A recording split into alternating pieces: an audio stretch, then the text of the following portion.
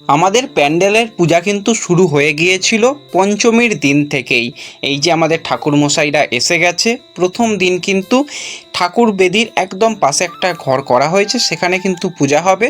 সেখানে বেল গাছে নাকি ঠাকুর আসে, মা দুর্গা প্রথমে বেল গাছে আসে, তারই প্রস্তুতি চলছে। এই যে বেল গাছ কাটা হয়েছে, বেল ডাল কাটা হয়েছে এবং পুজো শুরু হয়ে গেছে। বেশ অনেকটা সময় ধরে পুজো চললো। তার মাঝখানেই কিন্তু আমরা কাজ শুরু করে দিয়েছিলাম হচ্ছে ঠাকুরকে সাজানো। ঠাকুরকে আমরা মোটামুটি সাজিয়েই এনেছিলাম প্যান্ডেলে, তার মধ্যে কিছু কাজ বাকি ছিল, সেই কাজগুলো আমরা করে নিচ্ছি। মূলত যে কাজগুলো বাকি ছিল ঠাকুরের টায়রা, টিকলি, নাকের এগুলোকে পরানো, সেগুলো আমি এবং আমাদের ভাই বোন সবাই মিলে পরিয়ে নিচ্ছি। তোমরা ভিডিওটা দেখতে থাকো। ভিডিও ভালো লাগলে সকলে লাইক করে দিও, যারা চ্যানেলে প্রথমবার আসছো সাবস্ক্রাইব করে নিও, আর সকলে খুব ভালো করে পূজা কাটিও।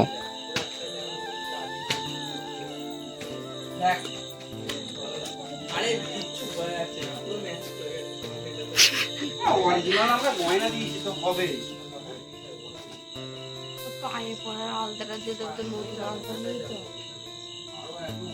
পায়ে পড়ার আলতা দিয়ে এই করবি বলে দেয়।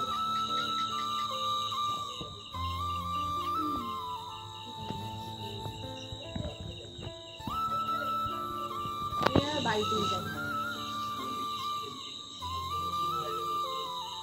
তোরা একটু দাঁড়ায়, বাইরে আসছি।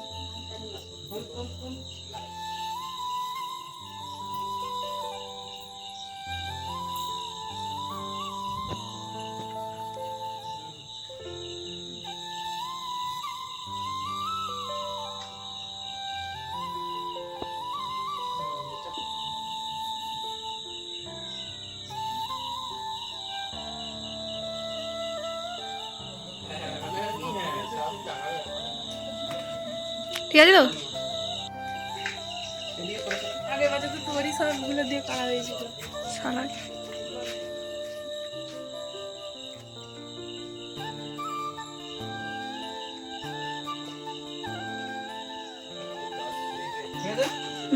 একদম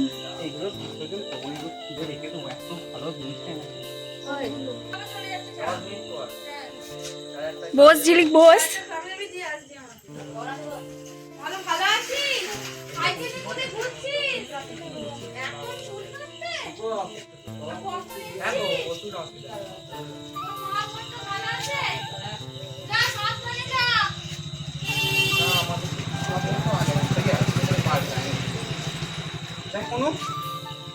ঠিক আছে, হ্যাঁ সরে গেছে না, হ্যাঁ ঠিক আছে। এবার আর একটু নামালে ভালো হবে।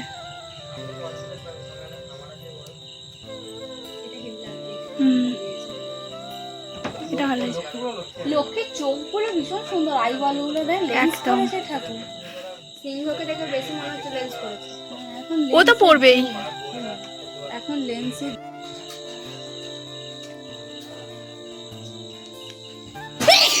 বাবা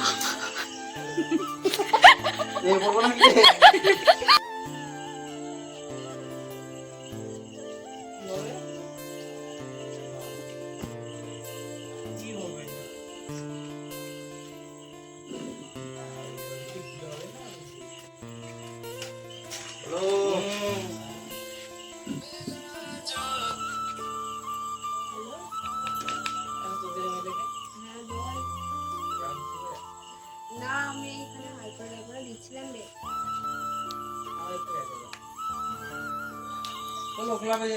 কালকে পঞ্চমী তো করতে পারিস। ঠিক আছে, কিন্তু চোখটাই তো ওপরে। এগুলো খুব ভালো, একদম স্লিপ করে না, আমি ওই জন্য কিনেছি।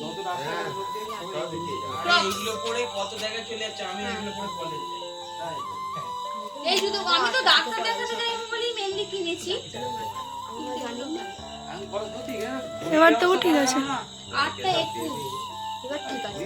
হুম, এখানে একটা ঘড়ি